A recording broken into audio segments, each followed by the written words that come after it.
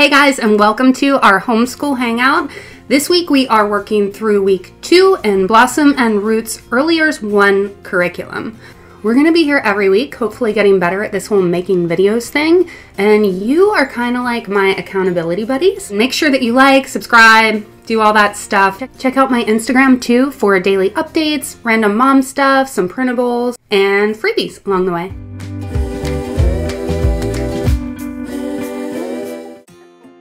So in nature study this week, we traced some circles here on recycled materials like a Cheerio box, the plastic stuff that they wrap around flowers, foil, and some plain old paper. Lucy used a bowl and a dry erase marker that would work on all the materials to trace them, and then I helped her to cut them out because some of them were just a little more challenging to cut than others. And then we used some tape and stuck them up in the window in our dining room. Right away, of course, she wanted some window markers to add rays to her sons. Then we just kind of observed if and how the light filtered through the different materials. So as you might have guessed, it came right through the plastic and the thin paper, but not the box or the foil. So that gave us something to talk about, to wonder about. I think I'm going to extend on this by putting stickers behind each of the suns that we cut out, and then seeing which materials show the silhouette of the stickers through when the sun is shining in.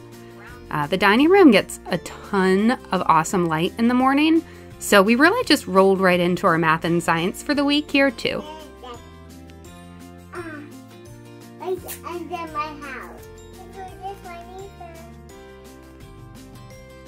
Okay, so just a brief side note, I am kind of trying to sideline my perfectionist / planner geek tendencies as we do this whole homeschool thing, really just in general. So basically, I'm going to do one of two things. Either I'm going to allow myself to scratch things out like I did here. So if I plan my week and something either needs to be changed or moved, bumped, canceled, whatever, I'm going to be okay with just crossing it out on here. Or I'm going to just not really plan my week at all and write it in as I go. As we're doing it or after we do it, whatever, just to make sure I have some sort of a visual as to what is supposed to be done to make sure I do get it done. Kind of like back planning, or I like to call it post planning, which I actually really like. It's a good way to feel good about yourself, to feel like you did something, you accomplished stuff by just writing things in as you do them, checking them off. Why not? So with all that nice morning sun coming in, like I said, we just jumped right into our math and science. The science portion was a shadow study this week, and basically we just did lots of noticing, starting here in the dining room with Lucy's backpack on the floor. We put the backpack in a little patch of sun, and then we checked back a while later to see that it was no longer in the sun. So then she went and grabbed this little wooden doctor's office thing and plopped it down in the new sunspot. And then we checked back on that again later too, and we could recognize at that point that the sunspot was moving in a pattern toward the window. So then we could talk about that and make some predictions about where it would go next. We also traced the shadows of the diamonds of our gate lattice on the porch and watched as they shifted and eventually disappeared when the sun went down behind the neighbors' houses.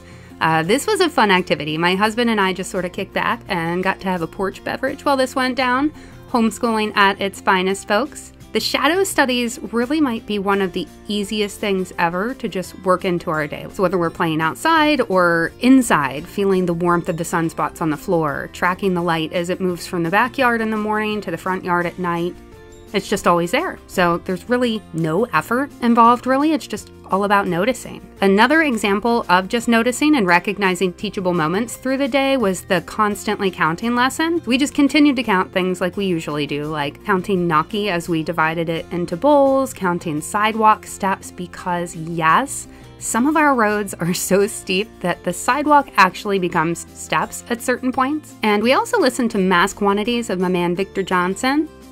His station is just full of really great math songs and a lot of other useful information too, and it's such a great, fun way to expose kids to a variety of different math concepts. We are hanging out with Van Gogh again this week, and Lucy immediately turned this painting upside down and told me that it is most definitely a dog with a cowboy hat on. When I told her to turn it around, she did, and then she was like, "Oh, yeah, they're flowers." Really though, why did I have to go and ruin a dog with a cowboy hat? Grown-ups are the worst. We used some watercolors for this activity, and she made some seriously cool sunflowers with her fingers, her thumbs, and a paintbrush. I didn't make it to Trader Joe's this week to snag some sunflowers of our own to put in our school space, which was there in the curriculum just as a little bonus idea. I wanted to do it, and I didn't, and that's okay. I'm going to do some extra stuff when I can, and I'm going to skip other things. And I am going to channel the amazing Ali Casaza and let it be easy. I'm going to do a whole other video on this, guys. It's so freaking simple, but it's absolutely life-changing. No joke. Now, speaking of letting it be easy, that is definitely what I did this week in our kindness and connectivity activity. In our typical crunchy-ish fashion, we used some recycled boxes, of course, to trace handprints of the lump-shaped variety for each family member. And then we made a little windowsill hanging with some embroidery thread and this triangular roller thing that I found at the thrift store. We talked about different things like size and sorting. We counted fingers. And she used her always available art supplies to gussy them up a bit, and also to write the first letter of everyone's name on the handprint so that we could easily identify them.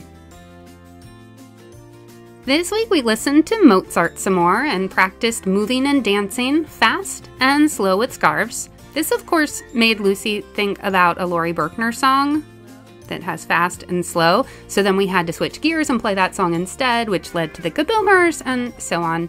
It's kind of like if you give a mouse a cookie, if you give a Lucy Alexa. But even so, we're still loving our morning Mozart time, really, during our breakfast basket time. It's such a nice, calm soundtrack for our mornings. And dude, I will take all the calm I can get over here.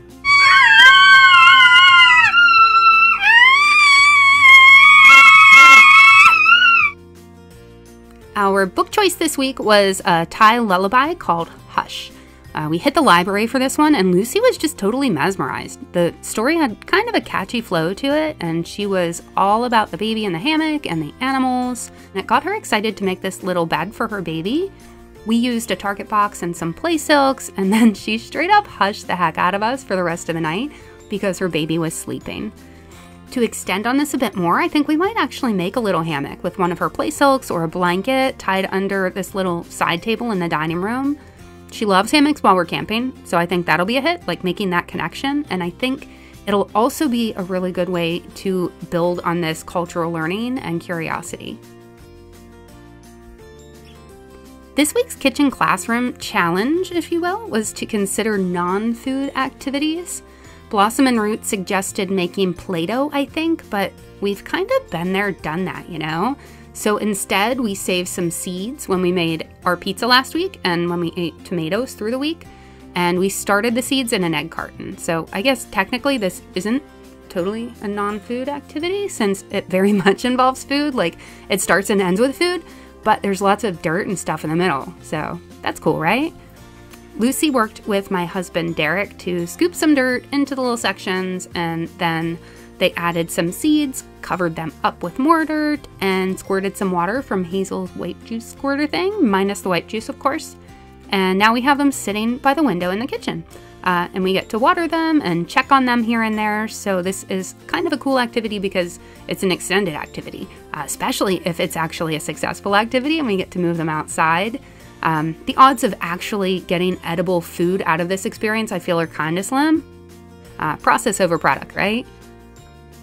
I chose this activity mostly because time was a factor and I wanted to get this done sooner rather than later, but I really also wanted to make Cheerio sand, which has been on my to-do list for like actual months, and I just keep not doing it. If I roll back through this program with Hazel at some point, I think that we will do Cheerio sand and some blue Jello water next to it to play in a sensory bin. Apparently, I can't really commit to non-food activities, just non-eating ones, I guess. Whatever, guys. If you take anything away from this week at all, just let it be easy, guys. That's it. I think that's the most important part of everything that we went over today, even though it has nothing to do with the curriculum. It does have to do with you, and it has to do with your kids and your happiness. Just let it be easy. Don't make things more difficult than they have to be. And if you need someone to give you permission to do that, then I'm your girl. check back here every week. I'm going to be sharing how we let it be easy, and hopefully I can give you some encouragement to do the same. So make sure that you like, follow, subscribe, do the things. Check me out on Instagram at Foursquare Schoolhouse, and I will catch you later.